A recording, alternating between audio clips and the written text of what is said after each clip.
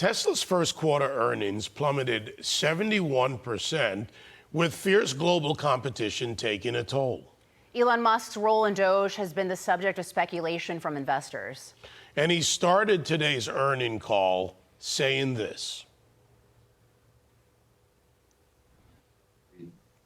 In next month, May, my time allocation to DOGE will drop significantly. I'll have to continue doing it for, I think, probably the remainder of the president's term, just to make sure that the waste and fraud that we stop does not come roaring back. Joining us now to react to this, Azoria CEO and Incubate debate founder James Fishback. James, so Tesla has had its ups and downs throughout the years. Its stock has had a little bit of a roller coaster ride throughout the years. How different is all this? Is it that different? No, it's really not, Lisa. You know, Tesla is really, their core value proposition is not in physical vehicle sales. It's an AI play at the end of the day. And so thinking about Tesla, you don't think about how many cars they sold in Europe or in China last quarter. You think about what their AI technology is. I gotta tell you, I drive this car every day, or more appropriately, it drives me. 1 billion miles is what the Tesla FSD framework has notched already. It is unbelievable. It takes you from A to B without even touching the steering wheel. That is what's gonna drive Tesla's ultimate long-term value along with their humanoid robot business, and that's what folks should focus on when thinking about valuing the stock. You know, and I think that's an important point to make, that this is a technology company and the vehicle's part of it. It's got a different production model, deliverable. It's got a different production timeline. And what he's working on are innovation, whether it's in a Tesla, in a vehicle, in Starlink, in space. He's really an innovator. So there's always a next stage from that point. And when investors look at this, James, if they look at it from a straight investor perspective, you know, returns, earnings call, are they missing the boat on what is really a futures approach in some way?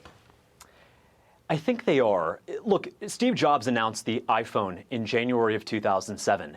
To value Apple in January of 2007, not based on the prospect of this cutting-edge device, this new next-generation phone, to not value Apple on that, but to value it instead on iPod sales would have been a massive mistake for any investor to make. And so remember, when you buy a company, you're buying all of its future cash flows, not just the cash flows for the next 6 to 12 months. If you're buying Tesla today, you are investing in their AI technology. It is second to none.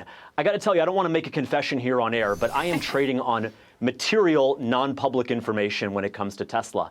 Not because I'm doing anything wrong, but because when I drive the car, I have information that 99% of investors don't have. For folks who want to invest with Tesla, I gotta tell you, you gotta just do this. Go to a Tesla dealership, schedule a test drive, and use the full self-driving technology. When you are done out of that car, you will want to buy Tesla stock with both hands and feet. This technology is magic, and most investors haven't fully appreciated that yet. James, I don't think I know a single Tesla owner that doesn't love their Tesla. So to your point, so I wanted to get you on this. How have President Trump's tariffs impacted Tesla, particularly the auto ones? Yeah, so the interesting thing about Tesla is that if you look at the final product, the final assembly of the car, 100% of the Teslas sold here in the United States are made in the United States. That's important, and that helps buffer Tesla versus competitors like GM and Ford. But at the end of the day, some of those vehicle parts do complicate the business. But again, the AI is really the long-term multi-trillion-dollar value driver here. And so AI is exempt from tariffs. It's software. It lives in the cloud. It's being trained here in America. And so when you think about the long-term value, again, it's not in the physical, it is in the digital, and that's where Tesla has an enormous edge over its competitors. All right, James, let's move into another, let's call it tech area. First, I'm going to say the name for you, Ursula von der Leyen, and then let's go to the DSA and the European Commission warning big tech, Meta, everybody, to play by the rules. And I think most people watching will remember when J.D. Vance went to Europe and spoke directly to them, not just about free speech, but about what they are proposing. Well, you should have given me a trigger warning when you mentioned Europe and regulation, because it is a visceral reaction. Look, here's the truth, David. In the United States, we have OpenAI, NVIDIA, Tesla, Microsoft, Apple, Meta, and others. And in Europe, they have Spotify. That's it. They have Spotify. That's the only tech company that pretty much exists in Europe. Why? Because in America, ambition is rewarded, and in Europe, it's regulated to death.